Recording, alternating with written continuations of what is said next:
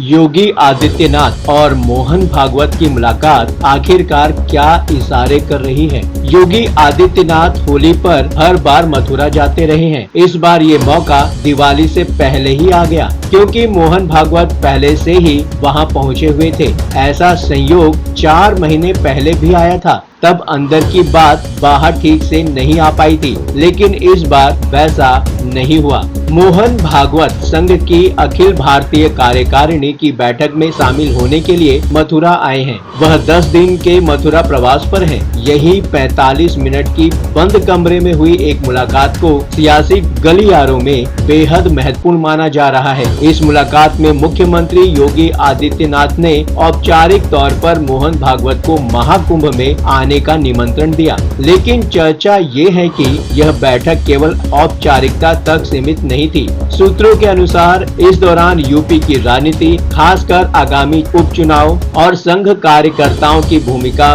पर भी गहन चर्चा हुई। नमस्कार, आप देख रहे हैं न्यूज कॉल 24। देश दुनिया की हर छोटी बड़ी खबर सीधे आपके स्क्रीन पर। न्यूज कॉल 24 के खास प्रोग्राम ओपिनियन भारत में आपका स्वागत है। बात समझनी है तो पूरी सुननी होगी। नई सोच और नए नजरिए को लेकर मैं हूँ आपके साथ सुशील गिरीश। वीडियो में आखिरी तक बने रहिए। 2024 के लोकसभा चुनाव के बाद मोहन भागवत का गोरखपुर प्रवास चर्चा का विषय बना था, जहां योगी और भागवत की गुप्त मुलाकात की खबरें सामने आई थी। हालांकि उस समय इन खबरों की कोई पुष्टि नहीं हुई थी, लेकिन अब मथुरा में हुई इस औपचारिक मुलाकात से यह संकेत मिल रहा है कि संघ, भाजपा और योगी आदित्यनाथ के बीच सब कुछ सामान्य हो रहा है। लोकसभा चुनाव 2014 के नतीजे आने के कुछ दिन बाद ही योगी आदित्यनाथ और मोहन भागवत की मुलाकात होने और न होने जैसी खबरें आई थी। इंडियन एक्सप्रेस को छोड़कर किसी ने भी योगी भागवत मुलाकात की खबर की पुष्टि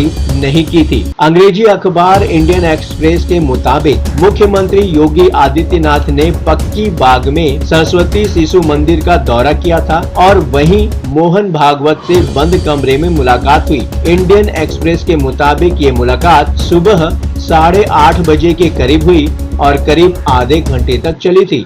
जहां तक मथुरा के मुलाकात की बात है, तो बताते हैं कि दोनों नेता मिले तो वैसे ही हैं जैसे इंडियन एक्सप्रेस ने गोरखपुर के बारे में रिपोर्ट दी थी, लेकिन मिलने की अवधि 45 मिनट रही और ये बताया जा रहा है कि योगी आदित्यनाथ ने संघ प्रमुख मोहन भागवत को महाकुंभ में आने का औपचारिक तौर पर न्योता दिया है। सूत्रों के हवाले से खबर आई है कि मीटिंग में 9 सीटों पर उत्तर प्रदेश में होने वाले उपचुनाव की रणनीति पर भी बात हुई है, जिसमें संघ के कार्यकर्ताओं के जुटने, संघ से मिलने वाले फीडबैक पर गंभीरता से बातचीत हुई है। कहते हैं हरियाणा की तरह ही संघ ग्राउंड लेवल पर अब यूपी में भी बीजेपी के साथ खड़ा नजर आएगा। आज की दुनिया में गलत जानकारी और अफवाहें हर जगह फैल रही हैं। न्यूज कॉल 24 पर हम आपको वही देंगे जो सच्चाई और जरूरी खबर है। न्यूज कॉल 24 के परिवार का हिस्सा बनने के लिए इस चैनल को सब्सक्राइब करें और नोटिफिकेशन में जाकर ऑल का ऑप्शन दबाना बिल्कुल न भूलें। सच के साथ सच को समझने के लिए आगे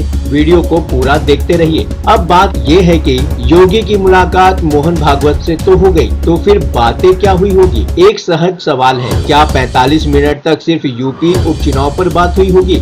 न्योता देने की रस्म भी तो 1 या ज्यादा से ज्यादा 2 मिनट चली होगी, और ऐसा भी तो नहीं कि बाकी वक्त दोनों दिग्गज चुपचाप गुजार दिए होंगे। तो फिर क्या बातें हुई होगी? मुलाकात ये मथुरा में जरूर हुई है, लेकिन मथुरा पर कोई बात नहीं हुई होगी। जब से योगी आदित्यनाथ उत्तर प्रदेश के मुख्यमंत्री बने हैं, होली के मौके पर मथुरा जाना नहीं भूलते, और ये भी नहीं भूलना चाहिए कि मोहन भागवत मथुरा मुद्दे से संघ को पहले ही अलग कर चुके हैं। अयोध्या केस में सुप्रीम कोर्ट के फैसले के बाद मंदिर आंदोलन से जुड़े नारे का ध्यान दिलाते हुए सवाल पूछा गया था। वो नारा था, अयोध्या तो बस झांकी है, काशी मथुरा बाकी है। मोहन भागवत ने तब साफ साफ बोल दिया था कि मथुरा मुद्दे से उनका कोई लेना देना नहीं है और न ही रहेगा। अयोध्या आंदोलन विश्व हिंदू परिषद से जुड़ा से शुरू किया गया था, जिसके बाद में संघ भी उसके साथ जुड़ गया था और तभी मोहन भागवत ने साफ कर दिया था कि मिशन पूरा हो चुका है और संघ फिर से राष्ट्र निर्माण और व्यक्ति निर्माण के काम में लग जाएगा। अगर मथुरा पर बात नहीं हुई तो काशी पर भी चर्चा का कोई खास मतलब नहीं है। काशी में विश्वनाथ कॉरिडोर बनना था, बन गया और अब तो प्रधानमंत्री वाराणसी को स्वास्थ्य सुविधाओं को बड़ा केंद्र बता रहे हैं। रही बात अयोध्या की तो उस पर भी फिलहाल कोई महत्वपूर्ण चर्चा नहीं हो सकती, क्योंकि मिल्कीपुर विधानसभा सीट पर उपचुनाव तो हो ही नहीं रहा है। बेशक अयोध्या की हार बीजेपी के लिए अहम मसला है, लेकिन उसमें तो योगी आदित्यनाथ और राष्ट्रीय स्वयंसेवक संघ दोनों की ही भूमिका मानी जा रही है, क्योंकि बीजेपी नेतृत्व के अहंकार के चलते ही योगी आदित्यनाथ और मोहन भागवत दोनों ही ने अपनी भूमिकाएं थोड़ी सीमित कर ली थी। अपनी बात तो योगी आदित्यनाथ ने भी तभी बोल दी थी जब बीजेपी अध्यक्ष जेपी नड्डा बीजेपी की हार की समीक्षा कर रहे थे। बीजेपी फैजाबाद सीट क्यों हार गई और 5 साल पहले के मुकाबले लगभग आधी सीटों पर कैसे सिमट गई। योगी आदित्यनाथ का कहना था कि बीजेपी का ये हाल अपने अति आत्मविश्वास के कारण हुआ है। जिस अति आत्मविश्वास का जिक्र योगी आदित्यनाथ कर रहे थे उससे तो मोहन भागवत भी इत्तेफाक रखते होंगे। जेपी नड्डा के मुंह से संघ के बारे में कही गई बातें तो आप सभी ने सुनी ही होगी। लोकसभा चुनाव के दौरान ही जेपी नड्डा ने कह डाला था कि बीजेपी अब इतनी सक्षम हो चुकी है कि उसे संघ की पहले जैसी जरूरत नहीं रह गई है। जाहिर है जेपी नड्डा का इशारा प्रधानमंत्री नरेंद्र मोदी और केंद्रीय मंत्री अमित शाह की तरफ ही होगा, जिनकी बदौलत वो मानकर चल रहे होंगे बीजेपी तो अब अजेय बन चुकी है। साथ ही साथ कुछ सवाल और भी हैं। पहला सवाल और इसका जवाब आप सबको कमेंट के माध्यम से देना है, क्या मोहन भागवत से योगी आदित्यनाथ अपने बारे में भी कोई बात किए होंगे? दूसरा सवाल, क्या योगी आदित्यनाथ यूपी में बीजेपी की स्थिति पर भी बात किए होंगे और संघ से किसी तरह की मदद भी मांगे होंगे? तीसरा सवाल ये है कि क्या मोहन भागवत की तरफ से योगी आदित्यनाथ को कोई खास सलाह भी दी गई होगी और उसमें बीजेपी नेतृत्व का भी कोई जिक्र रहा होगा?